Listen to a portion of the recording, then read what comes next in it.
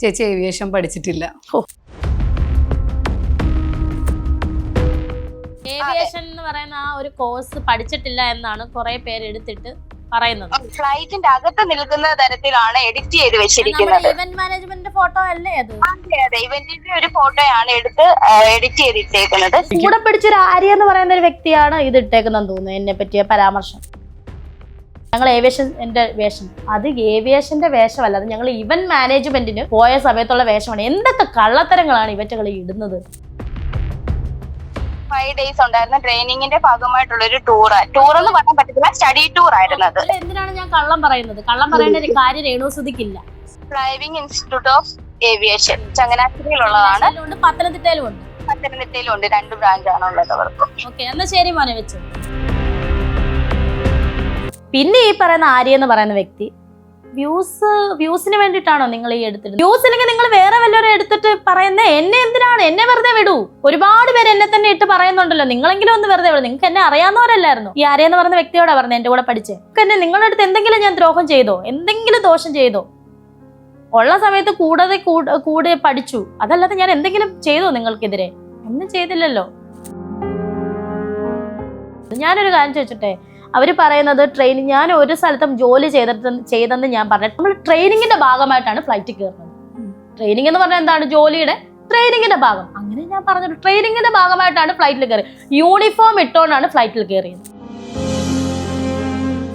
ചുമ്മാ വിനോദയാത്രയ്ക്ക് പോകണ ഏത് ഡ്രസ്സ് വേണം ഇടാമല്ലോ. ഇത് യൂണിഫോം ഇട്ടുകൊണ്ടാണ് ഫ്ലൈറ്റ് യാത്ര. ആ കുട്ടി പോലും, ഈ ആര്യ എന്ന് പറയുന്ന വ്യക്തി പോലും, അതായത് എന്നെ ഞാൻ അവിടെ ജോലി ചെയ്ത് പച്ചക്കള്ളം എന്നൊക്കെ പറഞ്ഞ ഇവര് പോലും യൂണിഫോം ഇട്ടുകൊണ്ടാണ് കയറുന്നത്. അത് ഒരു ട്രെയിനിങ്ങിന്റെ ഭാഗമാണ്.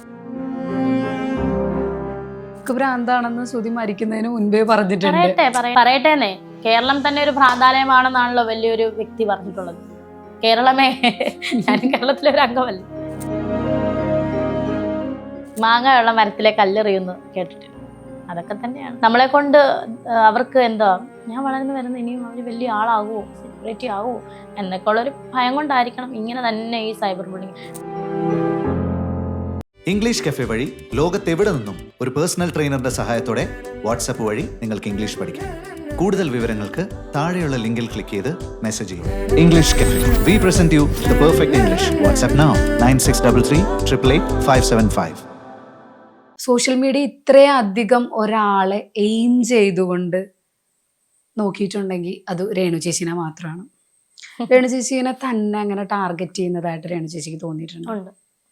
എന്തുകൊണ്ടാണെന്ന് എപ്പോഴെങ്കിലും ചിന്തിച്ചിട്ടുണ്ട്? അതന്നെ ഞാൻ എന്തുകൊണ്ടാണ്. സത്യം പറഞ്ഞ മാങ്ങയുള്ള മരത്തിലെ കല്ലെറിയുന്നു കേട്ടിട്ടില്ല. അതൊക്കെ തന്നെയാണ്. എന്തെങ്കിലും അവർക്ക് നമ്മളെ കൊണ്ട് അവർക്ക് എന്താ ഒരു, ഞാൻ വളർന്നു വരുന്നതിനായിരിക്കണം, ഞാൻ വളർന്നു വരുന്ന ഇനിയും അവർ വലിയ ആളാകുമോ, സെലിബ്രിറ്റി ആകുമോ എന്നൊക്കെ ഉള്ളൊരു ഭയം കൊണ്ടായിരിക്കണം ഇങ്ങനെ തന്നെ ഈ സൈബർ ബുള്ളിങ്. പിന്നെ വേറൊരു കാര്യമുണ്ട്, എന്ത് വന്നാലും തളരത്തുമില്ല, ഇങ്ങനെ തന്നെ മുന്നോട്ട് പോകും. ആ ഒരു ക്യാരക്ടർ കൊണ്ടായിരിക്കും വീണ്ടും വീണ്ടും അവർ എറിഞ്ഞുകൊണ്ടിരിക്കുന്നത്. എവിടെയെങ്കിലും വീണാലോ. പക്ഷെ ഇതിലപ്പുറം ഇതൊക്കെ മേലെ വന്നിട്ട് പോലും എനിക്ക് തോന്നുന്നില്ല ഞാൻ തളർന്ന് എന്ന്. എനിക്ക് തോന്നുന്നില്ല. ഈ ഒരു വ്യക്തിയെ തന്നെ ഒരു ഇത്രയും നാള് പലരും ഇതുപോലെ ഏറിപ്പോവാറുണ്ട്, തീർച്ചയായിട്ടും വിവാദങ്ങൾ ഉണ്ടാവാറുണ്ട്. പക്ഷെ പിന്നെ അവരെ കാണുന്നേ ഇല്ല, പിന്നെ കാണുന്നില്ല. സമാധാനമാണ് അവരുടെ ലൈഫ്. ഒന്നുകിൽ ഇഷ്ടപ്പെടും, അത് കഴിഞ്ഞത് ശാന്തമാവും. ചേച്ചി അതെന്തുകൊണ്ട്, ചേച്ചി എങ്ങനെ ഇത് ഓവർകം ചെയ്യുന്നെന്ന് പലപ്പോഴും ഞാൻ ചിന്തിച്ചിട്ടുണ്ട്. ഓവർകം ചെയ്തേ പറ്റത്തുള്ളൂ, മനസ്സിലായോ? അതാണ് എൻ്റെ ക്യാരക്ടർ. എത്ര എന്താ പറയാ, എത്ര ഇപ്പൊ നമ്മൾ പറയുന്ന പോലെ ഇനി നടുകടലിൽ കൊണ്ടിട്ടാലും, അതിലും വലിയ കൊമ്പന്മാരുടെ ഇടയിൽ കൊണ്ടിട്ടാലും ഞാൻ ആരാണോ, രേണുസുതി എന്താണോ അത് തന്നെയായിരിക്കും രേണുസുതി. ഓവർകം ചെയ്ത് തന്നെ പോകും എന്താണേലും. ഈ രേണുസുതി ഇതിനിടയിൽ ചേച്ചി രേഷ്മ പി തങ്കച്ചൻ എന്ന് പറയുന്ന ഒരു പേര് ഉപയോഗിച്ചു. രേഷ്മ പി തങ്കച്ചൻ എന്ന് തന്നെ വിളിക്കണം. ചേച്ചിയുടെ ഒഫീഷ്യൽ നെയിം അതായിക്കോട്ടെ, പക്ഷെ നമ്മൾ എല്ലാവരും രേണു എന്ന് പറയുമ്പോഴാണ് ചേച്ചിനെ അറിയപ്പെടുന്നത്. അപ്പൊ അങ്ങനെ രേഷ്മ പി തങ്കച്ചൻ തന്നെ വിളിക്കണമെന്ന് ആർക്കും ഇത്ര അറിയില്ല. ഇവരുടെയൊക്കെ വിചാരം രേഷ്മ പി തങ്കച്ചൻ എന്നുള്ള പേരാണ് ആദ്യം തൊട്ട് രേണുവിനുള്ളത്. രേണു സുധി നീ കഴിഞ്ഞ ദിവസം എടുത്തിട്ടതാണെന്നാണ് ഇവരുടെ വിചാരം. വെറുതെ ആണ്, തെറ്റി. രേണു എന്നുള്ള പേര് എൻ്റെ അമ്മയുടെ ചേച്ചിയുടെ മകൻ ജിബു ചാച്ചൻ, എനിക്ക് ഏറ്റവും ഇഷ്ടപ്പെട്ട എൻ്റെ ബ്രദർ. എനിക്ക് സ്വന്തമായിട്ട് ബ്രദറൊന്നും ഇല്ല, എൻ്റെ ചേച്ചി ഞാനും മാത്രമേ, എമ്മയും ഞാനും മാത്രമേ ഉള്ളൂ, എമ്മയെ ചേച്ചി. പക്ഷെ എൻ്റെ അമ്മയുടെ ചേച്ചിയുടെ മകൻ നമുക്ക് എല്ലാവർക്കും കസിൻസിൻ്റെ അടുത്ത് ചില ഇഷ്ടങ്ങളില്ലേ, അതായത് എല്ലാവരോടും ഒരു ഇഷ്ടമാണല്ലോ. അല്ല, എനിക്ക് എൻ്റെ അച്ചാച്ചൻ, എൻ്റെ ജിവച്ചാച്ചൻ തന്നെ എൻ്റെ സ്വന്തം ആങ്ങളെ, എൻ്റെ ചങ്ക് ബ്രദർ, അച്ചാച്ചനോട് എനിക്ക് കുഞ്ഞിലേ തൊട്ടേ ഉള്ള ഇഷ്ടമാണ്. ആ ഇഷ്ടമാണ് എനിക്ക് ഇപ്പോഴും എപ്പോഴും എപ്പോൾ കണ്ടാലും ആ ഒരു ഇഷ്ടമാണ്. അച്ചാച്ചൻ എന്ന് വെച്ചാൽ ജീവനാണ് എനിക്ക്. അപ്പം അച്ചാച്ചൻ ഇട്ട പേരാണ് രേണു എന്നൊരു പേര്. ആ പേരിലാണ് ഞാൻ 1ാം ക്ലാസ്സിൽ ചേർന്നതും. അപ്പം വെറുതെ ഇരുത്തത്തില്ല നമ്മൾ 1ാം ക്ലാസ്സിൽ. അന്ന് അങ്ങനെ രേണു എന്നുള്ള പേരിൽ എൻ്റെ അമ്മയുടെ ബെസ്റ്റ് ഫ്രണ്ട് ആയിരുന്നു അന്നത്തെ HM ക്ഷേമ മിസ് എന്ന് പറയുന്നത്. മിസ്സാണ് പറഞ്ഞത് 1ാം ക്ലാസ്സിൽ ചേർക്കുമ്പോൾ 6ാം വയസ്സിൽ 1ാം ക്ലാസ്സിൽ നമുക്ക് പേര് എഴുതണം. 1ാം ക്ലാസ്സിൽ 5ാം വയസ്സിൽ വെറുതെ ഇരുന്നു രേണു എന്നുള്ള പേരിൽ, രേണു പി തങ്കച്ചൻ. 6ാം വയസ്സിൽ 1ാം ക്ലാസ്സിൽ ചേർത്തപ്പോൾ നമുക്ക് ഇവിടെ രേഷ്മ എന്നിട്ടാലോ? അന്ന് ഞാൻ കുഞ്ഞല്ലേ, വേണ്ട എനിക്ക് രേണു തന്നെ മതി എന്ന് പറയാനുള്ള പ്രായമില്ലല്ലോടാ. രേഷ്മ എന്നൊരു പേര് ടീച്ചർ ഇട്ട പേരാണ്. ആ രേഷ്മ പി തങ്കച്ചൻ ഏത് ഒഫീഷ്യൽ നെയിമിൽ ക്ലാസ് ചേർക്കുമ്പോൾ രേഷ്മ പി തങ്കച്ചൻ, അങ്ങനെ വന്ന് രേഷ്മ പി തങ്കച്ചനെ. പക്ഷെ പുറമേ എൻ്റെ വീട്ടുകാർക്കും നാട്ടുകാർക്കും രേണു എന്നുള്ള പേരാണ് പണ്ട് തൊട്ടേ അറിയുന്നത്. ക്ലാസ്സിലുള്ള പിള്ളേർ പോലും രേണു എന്നാണ് വിളിക്കുന്നത്. വല്ലപ്പോഴും രേഷ്മ എന്ന് പോലും ആരും വിളിക്കും, രേഷ്മ എന്ന് ഇഷ്ടമില്ല. അങ്ങനെ വന്നപ്പോഴാണ് രജിസ്റ്റർ മാരേജ് ചെയ്യുന്നത്. അപ്പൊ ചോദിച്ചാൽ ഇതാരാ വൗട്ടെ രേഷ്മ, അന്നാണ് എൻ്റെ ID കാർഡ് വരെ കാണുന്നത്. ഞാനായിട്ടാ ഇങ്ങനൊരു പേര് നിനക്കുണ്ടോ? ഞാൻ പറഞ്ഞുണ്ട്. ആവട്ടെ, നിനക്ക് രേണു എന്നുള്ള പേര് പോരേടാ. ഞാൻ പറഞ്ഞു അല്ലേലും എനിക്ക് ഇഷ്ടമില്ല ഏട്ടാ രേഷ്മ എന്നുള്ള ഗീഷ്മ വേണ്ട ഏട്ടാ, അത് വേണ്ട. അപ്പൊ പറഞ്ഞു നമുക്ക് രേണു എന്നുള്ള പേര്, പിന്നെ ഒപ്പിടണമെങ്കിൽ രേഷ്മ എന്നല്ലേ പറ്റത്തുള്ളൂ. അങ്ങനെയാണ്. അല്ലാതെ ഈ പറയുന്ന രേഷ്മ പി തങ്കച്ചൻ എന്നൊക്കെ പറഞ്ഞ് കളിയാക്കുന്നത്. എന്തിനാ രേഷ്മ പി തങ്കച്ചൻ എന്ന് പറഞ്ഞ് കളിയാക്കുന്നത്? അഭിമാനത്തോടു കൂടി പറയാണ് രേഷ്മ പി തങ്കച്ചൻ തന്നെയാണ് രേണു സുധി തന്നെയാണ് രേഷ്മ പി തങ്കച്ചൻ. ആദ്യമായിട്ട് എനിക്കിട്ട പേര് രേണു എന്ന് തന്നെയാണ്. എൻ്റെ ഭർത്താവിനും എൻ്റെ വീട്ടുകാർക്കും എനിക്കും ഇഷ്ടപ്പെടുന്ന പേരാണ് രേണു. പിന്നെ രേഷ്മ എന്നുള്ള പേര് എനിക്ക് കളയാൻ പറ്റത്തില്ല. അതിന്റെ ഒഫീഷ്യൽ നെയിമായിട്ട് ഞാൻ എവിടെയും തുറന്നു പറയും. ഇത് മോഹൻലാലിനും മമ്മൂട്ടിക്കും ദിലീപിനും എല്ലാവർക്കും ഉണ്ട് ഒറിജിനൽ പേര്. അപ്പം രേണുസുതിക്ക് മാത്രം ഇങ്ങനൊരു പേരുള്ളത് നമ്മൾ എന്തിനാ ഒരു വിഷയം ആക്കുന്നേ? രേണുസുതി എന്ത് കാണിച്ചാലും വിഷയമാണല്ലോ. അപ്പൊ പിന്നെ രേണുസുതിക്ക് ഒരു പേരും ഇങ്ങനെ വിഷയമാക്കാമല്ലോ. അത് ചേച്ചിയുടെ അഭിനയത്തെ കുറിച്ച് ഭയങ്കരമായിട്ട് പരാമർശം വരുന്നുണ്ട്. പരാമർശിക്കട്ടേന്നേ ചേച്ചി. അത് ഈ എന്താ പറയാ, അതിൽ എന്തെങ്കിലും മോഡിഫിക്കേഷൻ വരുത്താനോ മാറ്റം വരുത്താനോ ഒക്കെ ശ്രമിക്കുന്നുണ്ടോ? ചേഞ്ച് എന്ന് പറയുന്നൊരു മൂവി ചെയ്തു ഞാൻ. Nitish K Nair sir director എന്ന നിലയിൽ അദ്ദേഹം കൈയടിച്ചു. എൻ്റെ പെർഫോമൻസിന് കൈയടിച്ചു. സിനിമയാണ്, തിയേറ്റർ മൂവിയാണ്, അടുത്ത മാസം ഇറങ്ങും, ഡബിങ് നടക്കുന്നു. അദ്ദേഹം എന്നോട് പറഞ്ഞത് നീ നന്നായിട്ട് പെർഫോം ചെയ്തല്ലോ, നല്ലതായിട്ട് ചെയ്തു.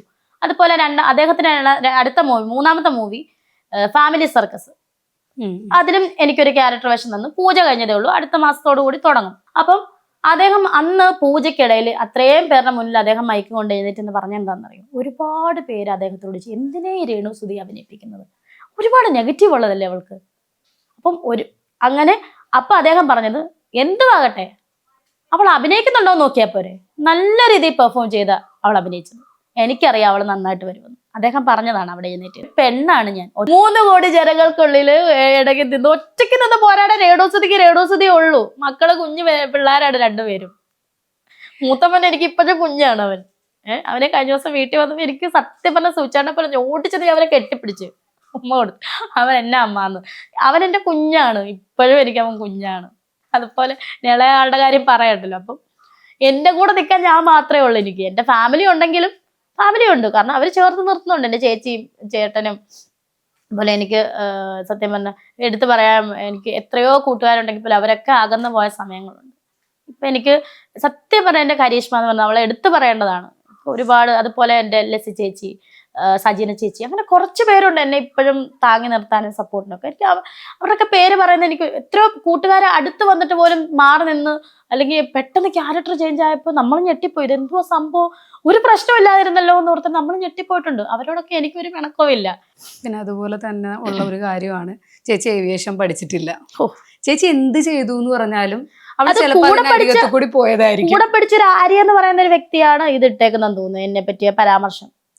ഇവരൊക്കെ വ്യൂസ് ഇല്ലെങ്കിൽ നിങ്ങൾ വേറെ വല്ല, നിങ്ങൾ എൻ്റെ കൂടെ പഠിച്ച ഉള്ള ആളാണെങ്കിൽ ആര്യ എന്ന് പറഞ്ഞാൽ തെറ്റിദ്ധരിക്കും. 2 ആര്യന്മാര് കൂടെ പഠിച്ചതാണ്. ഒരാര്യ എൻ്റെ കസിൻ അനിയത്തിയാണ്.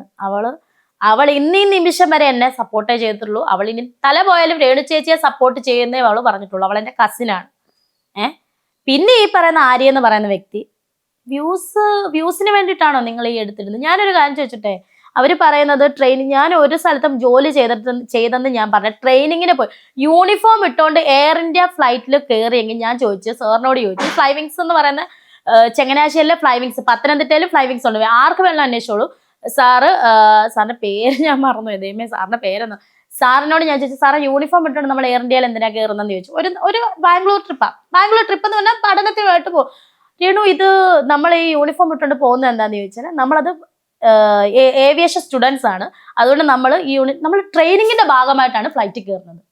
ട്രെയിനിങ് എന്ന് പറഞ്ഞാൽ എന്താണ്? ജോലിയുടെ ട്രെയിനിങ്ങിന്റെ ഭാഗം. അങ്ങനെ ഞാൻ പറഞ്ഞത് ട്രെയിനിങ്ങിന്റെ ഭാഗമായിട്ടാണ് ഫ്ലൈറ്റിൽ കയറി.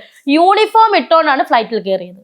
ചുമ്മാ വിനോദയാത്രയ്ക്ക് പോകണേ ഏത് ഡ്രസ്സ് വേണം ഇടാമല്ലോ. ഇത് യൂണിഫോം ഇട്ടുകൊണ്ടാണ് ഫ്ലൈറ്റ് യാത്ര. ആ കുട്ടി പോലും, ഈ ആര്യ എന്ന് പറയുന്ന വ്യക്തി പോലും, അതായത് എന്നെ ഞാൻ അവിടെ ജോലി ചെയ്ത് പച്ചക്കള്ളം എന്നൊക്കെ പറഞ്ഞ ഇവര് പോലും യൂണിഫോം ഇട്ടുകൊണ്ടാണ് കയറുന്നത്. അത് ഒരു ട്രെയിനിങ്ങിന്റെ ഭാഗമാണ്. പൈലറ്റ് നമുക്ക് ട്രെയിനിങ് തന്നെ. ഞാൻ ട്രെയിനിങ് എന്നേ പറഞ്ഞിട്ടുള്ളൂ. എങ്ങും ജോലി ചെയ്തെന്നൊന്നും രേണുസുതി പറഞ്ഞിട്ടില്ല. ചേച്ചി അത് പഠിച്ചു. ട്രെയിനിങ്ങിന്റെ ഭാഗമായിട്ട് ബാംഗ്ലൂർ എയർപോർട്ടിൽ പോയിരുന്നാ പറഞ്ഞത്. എയർ ഇന്ത്യ ഫ്ലൈറ്റിൽ കയറിയെന്നാ പറഞ്ഞത്. ഒരു പൈലറ്റ് പറഞ്ഞ് ഞാൻ ഇപ്പോഴും ഓർക്കുന്നില്ല. അദ്ദേഹം കുഞ്ഞിലെ തൊട്ട് വീട്ടിലിരിക്കുന്ന മോളിൽ കൂടെ ഫ്ലൈറ്റ് പോകുന്ന കണ്ടു. അപ്പൊ അദ്ദേഹം ഇങ്ങനെ ആലോചിച്ചു, എന്തെങ്കിലും ഞാൻ പൈലറ്റ് ആവും. അങ്ങനെ അദ്ദേഹത്തിന്റെ ആശ വളർന്ന് അദ്ദേഹം പൈലറ്റായി. അദ്ദേഹം ട്രെയിനിങ്ങും ഞങ്ങൾക്ക് തന്നു. കുറച്ച് കാര്യങ്ങളൊക്കെ അദ്ദേഹത്തിന്റെ അനുഭവ കഥകളൊക്കെ. ട്രെയിനിങ് എന്ന് പറഞ്ഞാൽ അദ്ദേഹം പൈലറ്റ് പറപ്പിച്ചെന്നല്ല, ഞങ്ങളെ പഠിപ്പിച്ചെന്നല്ല. അദ്ദേഹത്തിന്റെ അനുഭവങ്ങളൊക്കെ പറഞ്ഞു, ഏവിയേഷൻ ബന്ധമായിട്ടുള്ള കാര്യങ്ങളൊക്കെ പറഞ്ഞു തന്നു.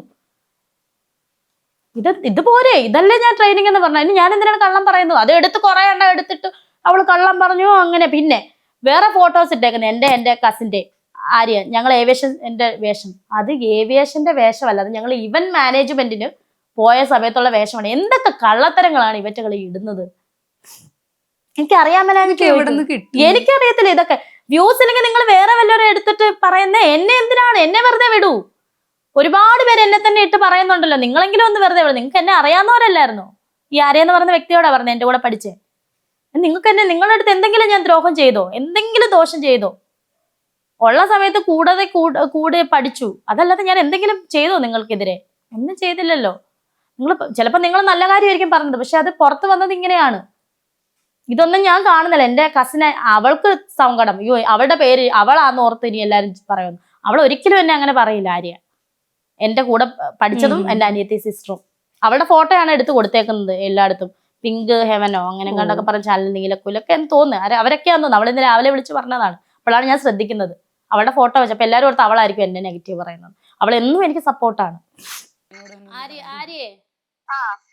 രേണു ചേച്ചി, അതായത് രേഷ്മ പി തങ്കച്ചൻ, ഏവിയേഷൻ എന്ന് പറയുന്ന ആ ഒരു കോഴ്സ് പഠിച്ചിട്ടില്ല എന്നാണ് കുറെ പേര് എടുത്തിട്ട് പറയുന്നത്. ഞാൻ പഠിച്ചിട്ടില്ലേ? പഠിച്ചിട്ടുണ്ട്. നമ്മൾ ഒരുമിച്ചാണ് പഠിച്ചത്. ഒപ്പം ഈ ആര്യ ഉണ്ടായിരുന്നു, ഞാനും ഉണ്ടായിരുന്നു. എന്റെ പേരും ആര്യാന്ന് തന്നെയാണ്. അപ്പം എനിക്ക് തോന്നുന്നത് ഈ ഫേസ്ബുക്ക് പേജിലുള്ളവർക്ക് ഈ ആര്യ എന്ന് പറഞ്ഞപ്പോ കൺഫ്യൂഷൻ ആയിട്ടായിരിക്കണം. എന്റെ ഫോട്ടോ എടുത്തിട്ട് നമ്മൾ രണ്ടുപേരും ഉള്ളൊരു ഫോട്ടോ ആണല്ലോ എടുത്ത് പബ്ലിസിറ്റി ആക്കിയിരിക്കുന്നത്. അതും ചിലതിനകത്ത് ഈ ഫ്ലൈറ്റിന്റെ അകത്ത് നിൽക്കുന്ന തരത്തിലാണ് എഡിറ്റ് ചെയ്ത് വെച്ചിരിക്കുന്നത്. അതെ അതെ, ഇവന്റിന്റെ ഒരു ഫോട്ടോയാണ് എടുത്ത് എഡിറ്റ് ചെയ്തിട്ടേക്കുന്നത്. സുധിച്ചാനുള്ള സമയത്ത് നമ്മൾ ആര്യാമ്മ അത് കോർഡിനേറ്റ് ചെയ്യുന്ന ഒരാളാണ് ഇവന്റ് മാനേജ്മെന്റ്. എന്നെയും കൂടെ ഞാൻ വെറുതെ ഇരിക്കുമല്ലേ, സൂചേട്ടാ രേണു ചേച്ചിയും കൂടെ കൊണ്ടുപോകട്ടെ എന്ന് ചോദിച്ചിട്ട് നമ്മൾ രണ്ടും കുറച്ച് നാൾ ഇവന്റ് മാനേജ്മെന്റ് പോയ ആ ഡ്രസ് അതാണ് ഇവര് ഫ്ലൈറ്റിനകത്തുള്ള ഫോട്ടോ ക്രിയേറ്റ് ചെയ്തേക്കുന്നത്. പക്ഷെങ്കിലും ഞങ്ങൾ ഒരുമിച്ച് പഠിച്ചിട്ടുണ്ട്. ഇതേപോലെ സിമിലാരിറ്റി ഉള്ള ഒരു കോസ്റ്റ്യൂം തന്നെയായിരുന്നു ഞങ്ങൾക്ക് അവിടെ ഉണ്ടായിരുന്നത്. അപ്പം ഞങ്ങൾ ഒരുമിച്ച് പഠിച്ച് അതിന്റെ ഭാഗമായിട്ട് ട്രെയിനിങ്ങിനൊക്കെ പോയി. ഫ്ലൈറ്റിലൊക്കെ കയറിയിട്ടുണ്ട്. എയർ ഇന്ത്യയിലായിരുന്നു പോയിരുന്നത്. നമ്മൾ ഫ്ലൈറ്റിൽ കയറാൻ നേരത്തെ നമ്മൾ സാറിനോട് ചോദിച്ചു ഞങ്ങൾ കളർ ഡ്രസ് ഇട്ടോട്ടെ എന്ന് പറഞ്ഞപ്പോ സാറ് പറഞ്ഞ എന്താണ്? പറഞ്ഞത് നമ്മള് ട്രെയിനിങ്ങിന്റെ ഭാഗമായിട്ടാണ് എയർ അതെ, യൂണിഫോമിൽ തന്നെയായിരുന്നു പോയിരുന്നത്.